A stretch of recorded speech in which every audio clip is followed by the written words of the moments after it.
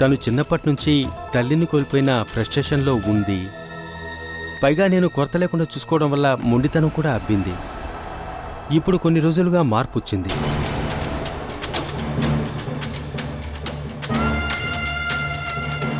నేను చెప్పాలనుకుంది, కొన్ని రోజులుగా కళ్యాణి నాకు చాలా ప్రెషర్ ఇస్తోంది మీ గురించి చెప్పి.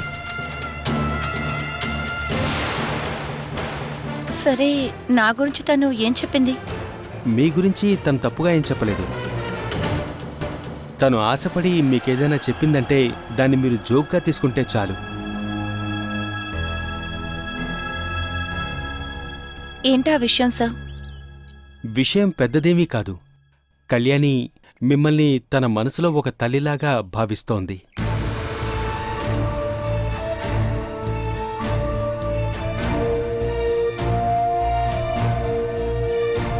నేను చెప్పినప్పుడు కొంచెమైనా వినేది. ఇప్పుడు మీరు చెప్తే మాత్రమే తను వింటోంది. దీన్ని బట్టి మీ మధ్య ఉన్న అటాచ్మెంట్ను నేను అర్థం చేసుకోగలను. మీ బంధం కొనసాగాలని నాకు ఆశగా ఉంది.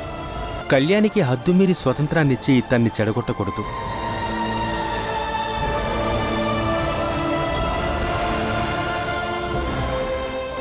మళ్ళీ ఇంకోసారి చెప్తున్నాను, తను ఇక్కడికొచ్చి మిమ్మల్ని నన్ను ఇబ్బంది పెట్టేలా కష్టపడేలా ఏమైనా చెప్పింది అంటే దానికి సపోర్ట్ చేయకండి.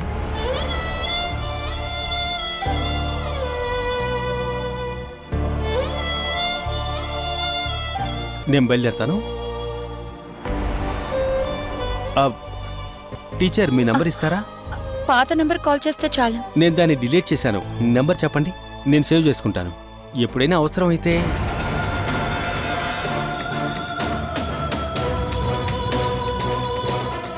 చెప్పండి. 944.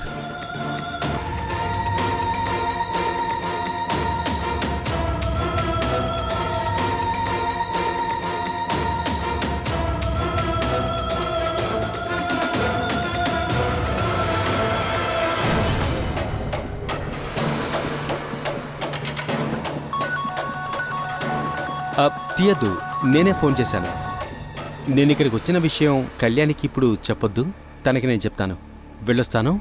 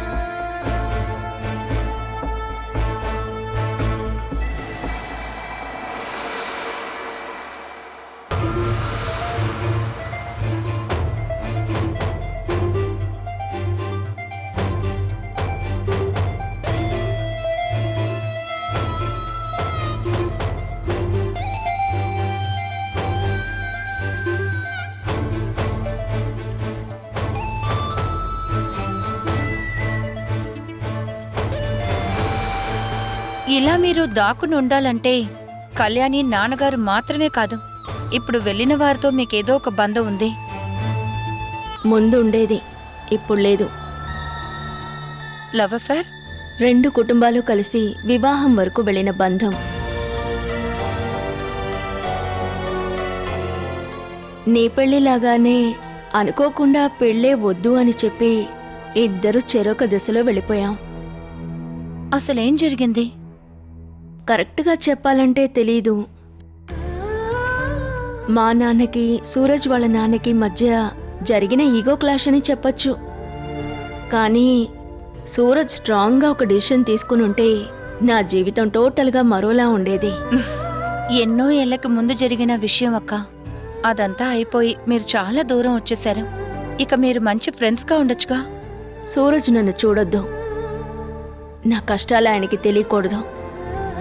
ఇలాంటి ఒక ఫ్లాష్ బ్యాక్ ఉండడం వల్లే మీరు కళ్యాణితో ప్రేమగా ఉంటున్నారా అక్క? సూరజ్ కూతురు అని కాదు, నాకు తెలియకుండానే నేను ఆలించిన బిడ్డ తను. ఆ ప్రేమ వల్లే. ఇంకా తల్లిలేని బిడ్డ మీద చూపించే ఒక ప్రేమ అంతే.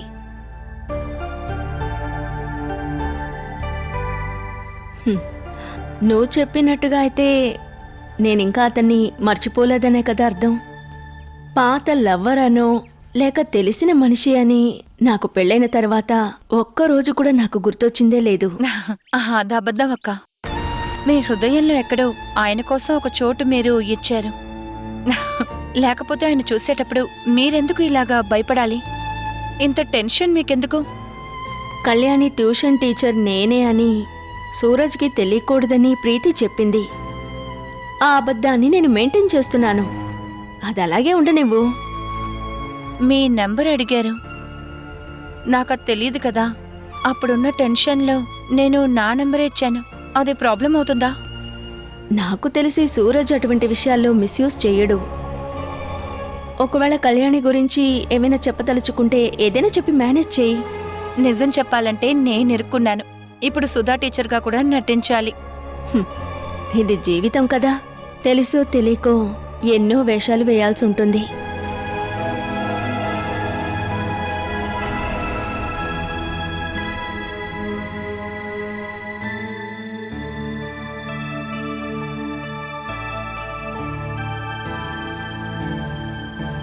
ఇలా చూడు తల్లి, ఇక్కడ జుట్టు రాలిందంటే తాతయ్య తిడతారు. అయితే మీరు తీయండి. అందుకే కదా మిమ్మల్ని అలాగే ఇక్కడ పెట్టారు. చేస్తాను తల్లి. ఇదిగో ఈ బొట్టు పెట్టుకో. నేను పెట్టనా? పెద్ద బొట్టుతో చిన్నది ఆ, కావాలి. సరే, చిన్నది కావాలంటే చిన్నది. ఆ. ఈ బంగారు తల్లికి అందం పెరిగిపోతుంది. ఆడపిల్ల కదా. నిజమే తల్లి, ఈ బొట్టే అందంగా ఉంది నీకు. ఇక నేను హెయిర్ స్టైల్ మారుస్తాను. ఇదే చాలు. లాలి, తనకి ఇలా చాలంటే అలాగే వదిలే, చాలంటే వదిలేస్తాను. ఇదిగో ఇది కూడా మెల్ల వేసుకుంటే ఇంకా చాలా అందంగా ఉంటావు. ఇది వేసుకోకుండానే నేను అందంగా ఉన్నానని నాన్న టీచర్ అమ్మ చెప్తున్నారు. అంటే ఈ చైన్ వేసుకుంటే ఇంకా అందంగా ఉంటామని చెప్తున్నానంతే. ఆ, మేడం, కళ్యాణి మెడలో ఒక చిన్న పుట్టిమచ్చ ఉండాలే, ఏది? ఎక్కడికి పోతుంది? ఉంటే అది అక్కడే ఉంటుంది కదా. ఇక్కడ కనిపించటం లేదు మేడం, కావాలంటే చూడండి. ఏ పుట్టిమచ్చ గురించి చెప్తున్నావు? ఇదిగో ఇక్కడ 6-7 సంవత్సరాల నుంచి అలాంటి పుట్టిమచ్చని నేను చూడలేదు. లేదని చెప్తే ఎలా మేడం? కళ్యాణి పుట్టినప్పటి నుంచి నేనే కదా చూసుకుంటున్నాను. మేడం గారు మీ చేతికే ఇచ్చేవారు కదా. ఆర్కే గారి ఇంటికి వెళ్ళిన తర్వాతే కదా పాప తప్పిపోయింది. అప్పటి వరకు తనని చూసుకుంటున్నది నేనే కదా. అప్పుడు ఇక్కడ ఒక పుట్టిమచ్చ ఉండింది. కొన్ని పుట్టిమచ్చలు పెరిగే కొద్దీ మాసిపోతాయి, అలాంటిదై ఉంటుంది. మాసిపోయిందా మారిపోయిందా ఎవరికి తెలుసు? లాలి, నాకిదొద్దు. బాగుంది తల్లి. అసలు బాలేదు. ఉండని తల్లి. వద్దని అంటున్నాను కదా. అబ్బో, చెమేలి మేడం గారికి ఎంత కోపం లేదు. ఎక్కడి నుంచి వచ్చాయో ఈ అమ్మాయికి ఈ బుద్ధులు. నాయనమ్మా, ఆ.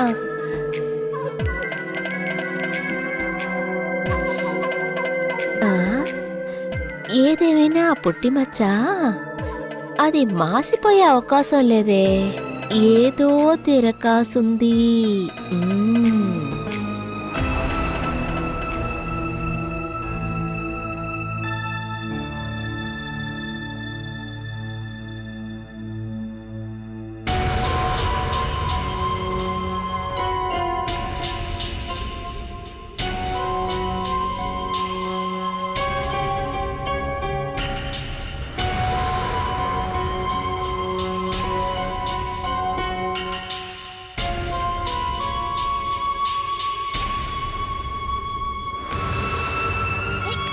విను.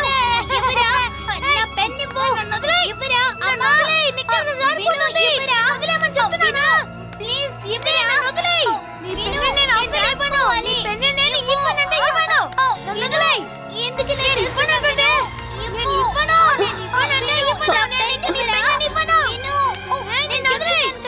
ఇవ్వు. విను. అమ్మా, ఏమైందమ్మా? వాడు నన్ను కొట్టాడమ్మా. నొప్పిగా ఉందా? రే విను.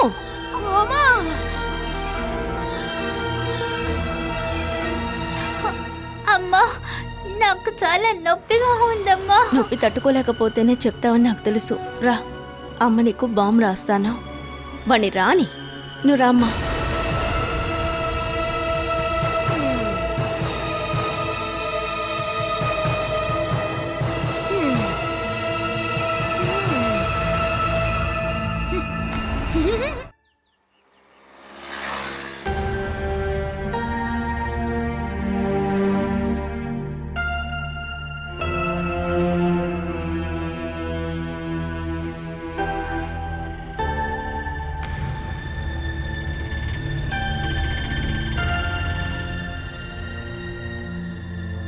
ఎక్కడికైనా వెళ్ళాలనుకుంటే సారీ, నేను ఈరోజు సవారీ ముగించుకున్నాను.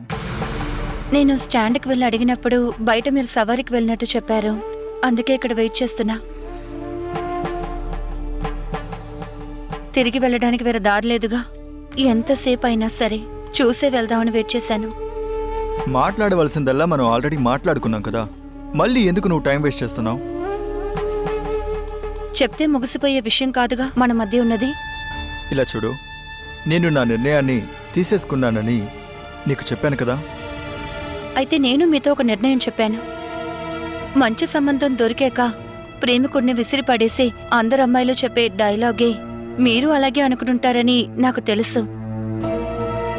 నేను అలాంటి దాన్ని కాదని మీరు అర్థం చేసుకోవాలని అనుకున్నాను. ఆ రోజు నేను చెప్పింది చేసి చూపించానని చెప్పడానికి మాత్రమే మిమ్మల్ని నేను చూద్దామని వచ్చాను. నా పెళ్లిని నేను వద్దని చెప్పేశాను. ఇంట్లో ఉన్న వాళ్ళతోనే కాదు, నన్ను పెళ్లి చేసుకోవాలనుకున్న మనిషితో కూడా ఇదే చెప్పాను. ఇక మీదట జరగదు. అదంతా నీ ఇష్టం. ఇందుకోసం మీ ఇంట్లో వాళ్ళు నాతో గొడవ పెట్టుకోకూడదు. మిమ్మల్ని పెళ్లి చేసుకోవడం కోసం కాదు నేను అలా చేసింది. మీతో అసలు నాకు ఏ బంధువు ఉండదనే నేను నా ఇంట్లో ఉన్న వాళ్ళకి మాటిచ్చాను. మరి ఇంకెందుకని ఆ పెళ్లికి నో చెప్పావు? అది నేను చేసిన తప్పుకి ప్రాయశ్చిత్తంగా అనుకుంటే చాలు.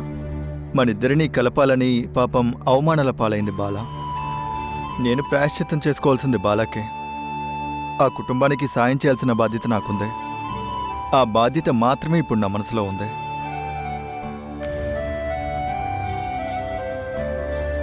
వెళ్ళండి.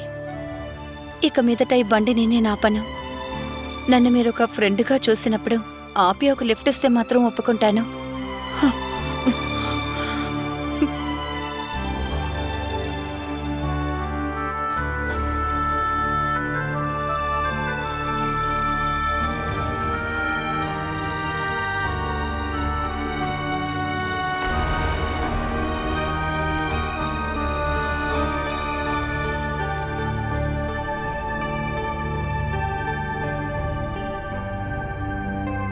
హలో, మేకప్ చేసుకుని ఎక్కడికి వెళ్తావు? ట్యూషన్ కే. శివప్రకాష్ అంకుల్ ఆటో ఇప్పుడు వస్తుంది. ఈరోజు మీ టీచర్ అమ్మ ఇంటికి వెళ్ళాను. ఇంకా నిన్ను అక్కడికి వెళ్ళాక స్ట్రాంగ్గా 2 దెబ్బలు కొట్టమని చెప్పాను. టీచర్ అమ్మ నన్ను కొట్టరు. నువ్వు ఈరోజు వెళ్ళు, కొడుతుందో లేదో. టీచర్ అమ్మతో మీరు చాలాసేపు మాట్లాడారా నానా? నేను నీ గురించి అడిగానులే, జవాబు చెప్పలేకపోయింది. అందువల్ల నీ గురించి గొప్పగా ఏం చెప్పలేదు. టీచర్ అమ్మ మీకు ఇంకేం చెప్పలేదా? హ, ఏం చెప్తారు? మీకు టీచర్ అమ్మ నచ్చారా? మీకు నచ్చారు. మీ మొహం చూస్తేనే తెలుస్తుంది నచ్చారా అని. నేనక్కడ నీ టీచర్ అందాన్ని చూడ్డానికి వెళ్ళా. నువ్వు నీ చిన్న నోటితో అక్కడికి వెళ్ళి పెద్ద పెద్ద మాటలు మాట్లాడుతున్నావేమోనని తెలుసుకోవడం కోసం వెళ్ళా. వెళ్ళింది ఎందుకని నేను అడగలేదుగా. అక్కడికి వెళ్ళినప్పుడు టీచర్ అమ్మ నచ్చారనే కదా అడిగాను. ఒకరొకరు చూసుకున్నారు కదా, మిగతాదంతా నేను చూసుకుంటాను. ఇలా చూడు కళ్యాణి, నిన్నక్కడికి పంపించేది చదువుకోవడానికి. అది వదిలేసి బ్రోకర్ పని కాదు. నువ్వు అక్కడికి వెళ్ళి అనవసరంగా ఏదైనా మాట్లాడావని నాకు తెలిసిందే అనుకో, ఆ తర్వాత నువ్వు ట్యూషన్ క్లాసుకు వెళ్ళావు. ఇక్కడ ఉండి టీచర్ అమ్మ అని అడిగినా కూడా ఎవ్వరూ నిన్నక్కడికి తీసుకువెళ్ళరు. అర్థమైందా? నేను చెప్పేది వినకుంటే నువ్వు స్కూల్కి తప్ప ఇంకెక్కడికి వెళ్ళలేవు.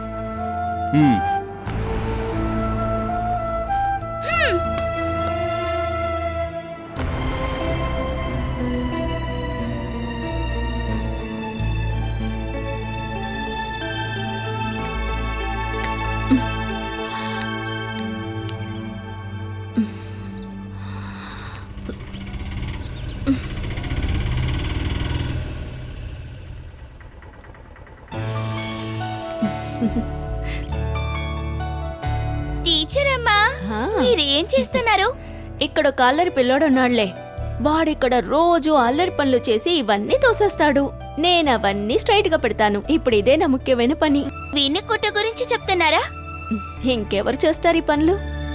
కళ్యాణి వాళ్ళ ఇంట్లో మేడం గారు చెప్పారు, తిను కూడా ఇలాగే అల్లరి చేసే స్వభావం కలిగిన పిల్ల అని.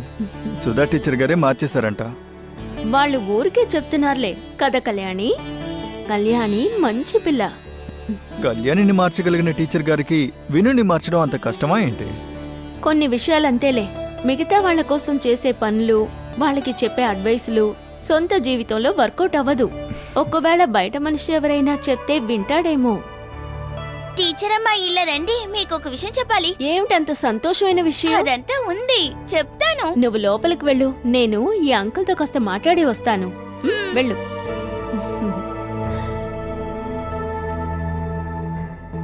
సితారా ఆ పెళ్లి వద్దని చెప్పిందట. నాకు తెలుసు.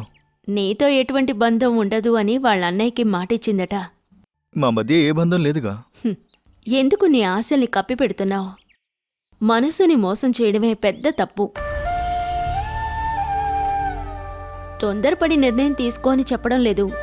సితారా ఈ పెళ్లి వద్దని చెప్పింది నీ మీదున్న ప్రేమ మర్చిపోలేక మాత్రమే. నువ్వు తనని ఇబ్బంది పెట్టద్దు. నా అంతటి నేనుగా ఎవరికి ఇబ్బంది పెట్టినని తనకి చెప్పండి. ఇంకో విషయం కూడా చెప్పండి, ఎన్ని సంవత్సరాలు గడిచినా శివప్రసాద్ మళ్ళీ తన జీవితంలోకి రాడు అని.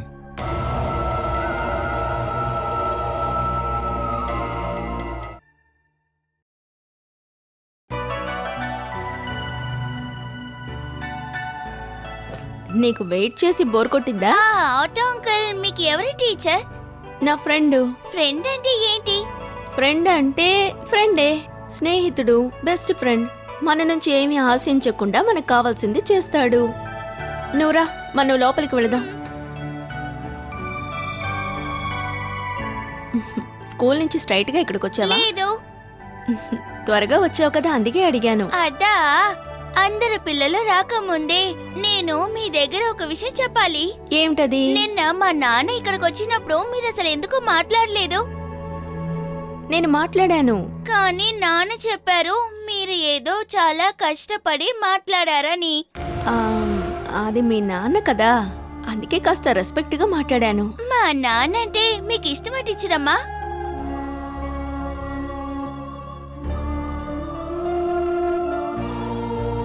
మా నాన్నగారు తాగరు, స్మోక్ చేయరు, మంచివారు, ఇంకా కోప్పడరు, చూడటానికి కూడా అందంగా ఉన్నారు కదా. చెప్పండి టీచర్ అమ్మా, అందంగానే ఉన్నారుగా? చెప్పండి టీచర్ అమ్మా, బాగున్నారు కదా? కళ్యాణి, బుక్ తీ, మనం చదువుదాం. మాట్లాడాక చదువుకుందాం. నా రూమ్ లో ఎప్పుడూ అమ్మ ఫోటో మాత్రమే ఉంటుంది, నాన్న ఎప్పుడూ అది మాత్రమే చూస్తూ ఉంటారు.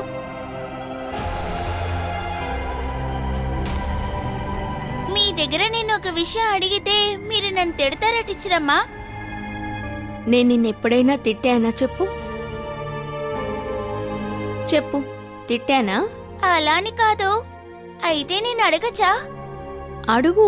మా నాన్నని మీరు పెళ్లి చేసుకోవచ్చు కదా టీచర్ అమ్మా?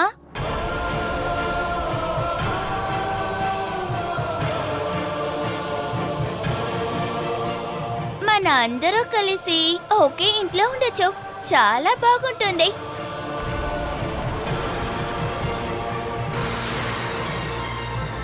నేను ఇవాళ ఇంటికి వెళ్ళి నాన్నని కాల్ చేయమంటాను. కళ్యాణి, ఇటువంటి విషయాల గురించి మాట్లాడడం నాకిష్టం లేదమ్మా. మీకు ఇష్టం టీచర్ అమ్మా, తప్పకుండా నేను ఇంటికి వెళ్ళి కాల్ చేయమని చెప్తాను. చదవడానికి వచ్చావు, అది మాత్రం చేస్తే చాలు, సరేనా? చూడు, తమాషాకి కూడా ఇటువంటి మాటలు మాట్లాడకూడదు. బుక్ తీ.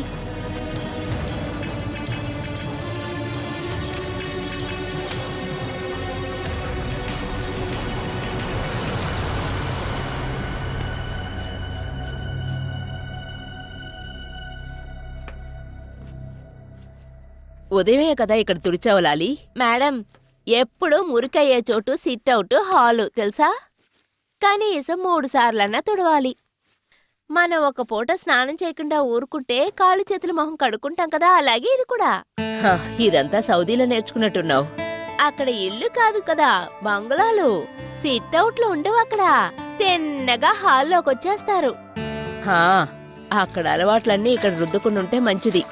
నేనిక్కడ పనిచేసినంత కాలం లఫతాగా ఉన్న చోట్లన్నీ నేను క్లీన్ చేస్తూనే ఉంటాను. లహతానా? లఫతా అంటే మురికి అని అర్థం. ఇది అరబిక్ భాష. కళ్యాణికి తినటానికి ఏమైనా ఇచ్చావా? వాళ్ళ నాన్నగారు వచ్చాకే తింటానని కూర్చుంది. తను అలాగే ఏదో ఒకటి చెప్తుంది. తినిపించటానికే కదా నువ్వు వచ్చింది. పిల్లలనలా బలవంత పెట్టకూడదు మేడం. ముఖ్యంగా కళ్యాణి లాంటి పిల్లల్ని. బాగా ఆకలేసినప్పుడు వచ్చి తింటుందిలేండి. అలా తన ఇష్టానికి వచ్చి తినేటట్లయితే ఇంకా నువ్వెందుకు మాకు? నేను వెళ్ళి పిలిచాను మేడం. టీవీ రిమోట్ తీసుకుని ఈడ్చి కొట్టింది. కన్ను పోయేది తెలుసా? కొంచెం తప్పి తలకు తగిలింది. కళ్యాణి ట్యూషన్ టీచర్ని మీరు చూసారా మేడం? లేదు. అయితే త్వరగా చూడాల్సిందే. ఎందుకంట? టీచర్ అమ్మని వాళ్ళ నాన్నకిచ్చి పెళ్లి చేయబోతున్నానని చెప్పింది. అలా ఏం జరిగే అవకాశం లేదని చెప్పినందుకే నన్ను కొట్టింది.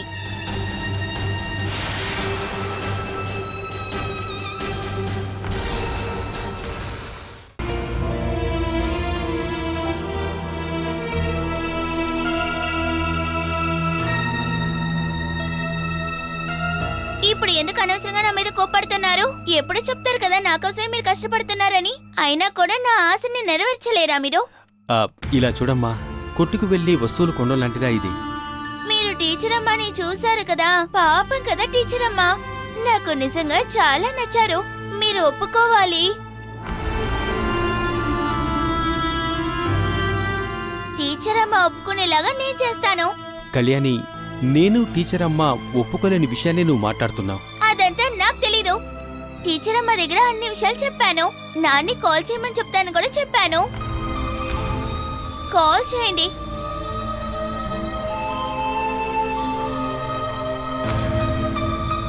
మీరు గనక చేయకపోతే ఇంకేం చేయాలో నాకు తెలుసు.